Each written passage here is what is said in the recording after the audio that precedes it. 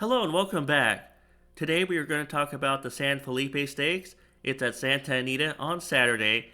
And of course, there's a heavy Baffert favorite in this race, but I don't think he's invincible. He's coming off a layoff. Let's talk about the horse that could beat him. But we'll go down the list, so we'll talk about the other horses first.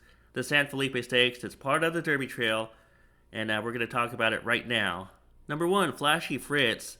He lost a 25K claimer, and he did get claimed off that race, but I would need to see it. I need to see that he belongs on this level, so he's not for me. I'm just going to skip him. Number 2, Start the Ride, who is in Dan Blacker's barn, so he is Flashy Fritz's stablemate. And this one has more substance to him. He won the California Cup Derby. We have the clip up here. He overcame a slow fraction to win this race. I believe the half-mile fraction was 48 and change, although it doesn't show it up here. And you see Start the Ride moving into the lead.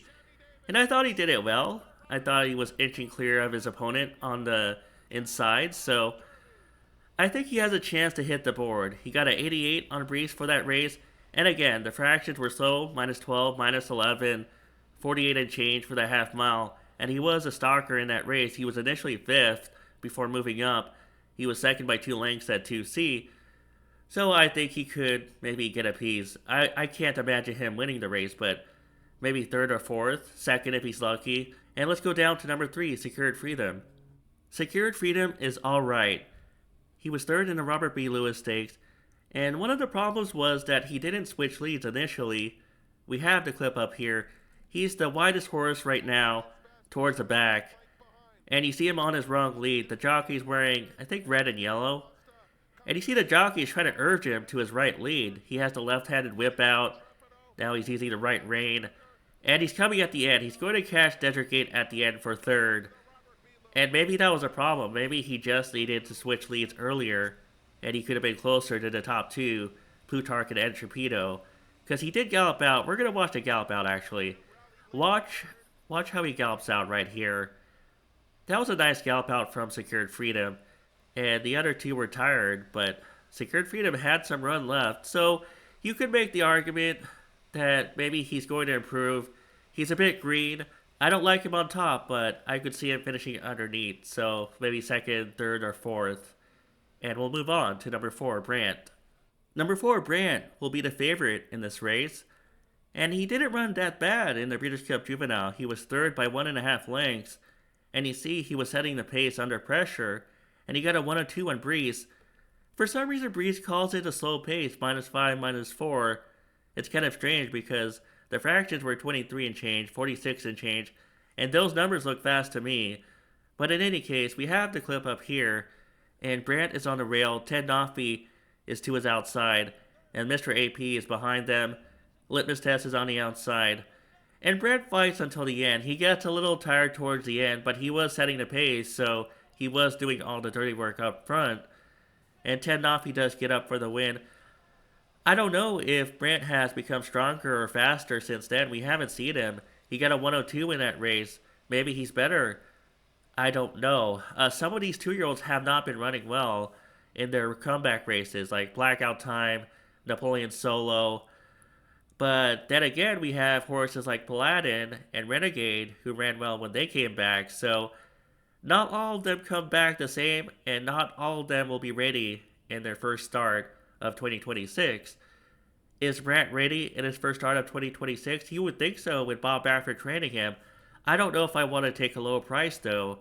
I do think he could win this race, but there is another contender I want to talk about in a second. So Brandt is a contender at a short price in the San Felipe Stakes.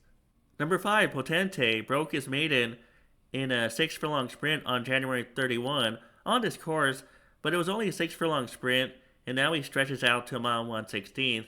We have the clip up here anyways, and I do like the way he won that race. I had no problem with that. You see him on the rail holding up Captain Shreve, and there's a gap to Deep Tracks in 3rd, and another big gap to the other horses behind him.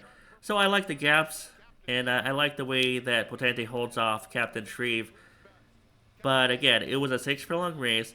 Even if the pedigree's there, I have a problem picking horses that broke their maidens in a 6 furlong race, and now they're trying a Derby Trail race at a mile 1/16 or a mile 1/8. Well, it's rare to go from 6 furlongs to a mile 1/8, but a mile 1/16 is still a challenge. Even if the pedigree is there, I tend not to pick them, but I'm going to show off his pedigree anyway. What do I like about this pedigree? Well, for one, there's Awesome Again as a dam sire, and of course he's a route influence, but we also have Perfect Sting. Do you know Perfect Sting? She won the 2000 Breeders' Cup Filling Mare Turf. So, right off the bat, that's two route names, Awesome Again, Perfect Sting, and Into Mischief, he could get either routers or sprinters depending on who you pair him with, and I think that's a route pedigree underneath. So, I would think that the stretch out would be okay if he was ready. I'm going to pass on him, but I could see the argument for Potente to contend in this race. I just don't know if he has the seasoning to contend off a 6 furlong sprint. It's a tough challenge. So he's not for me. Number 6, So Happy.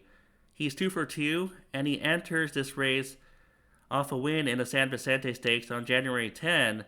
So he has a win over this course. We have the clip up here. And So Happy is in between horses.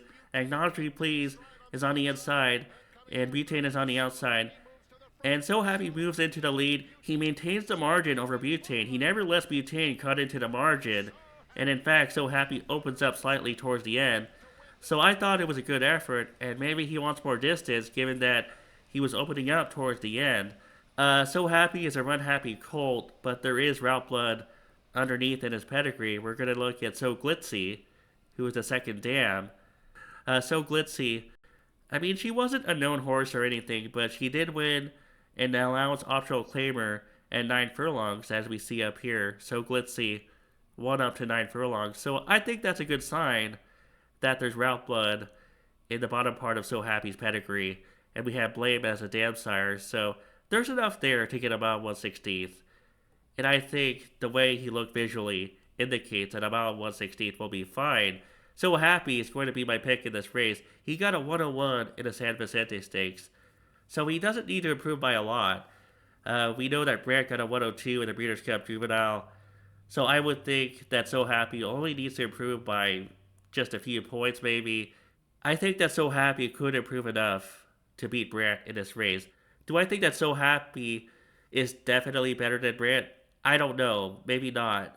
Do I think that So Happy can catch Brant on an off day?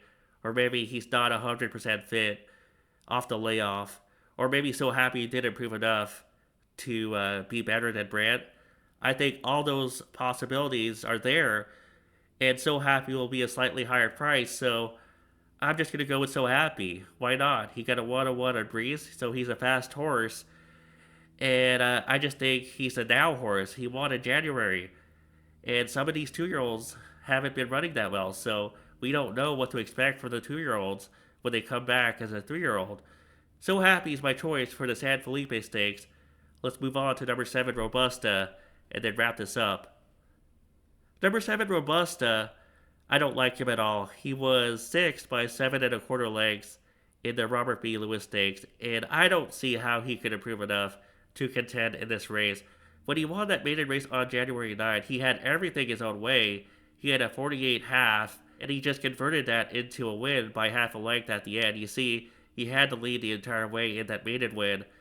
So, unless he gets an uncontested lead in this race, I don't like Robusta at all, and I'm just going to ignore him.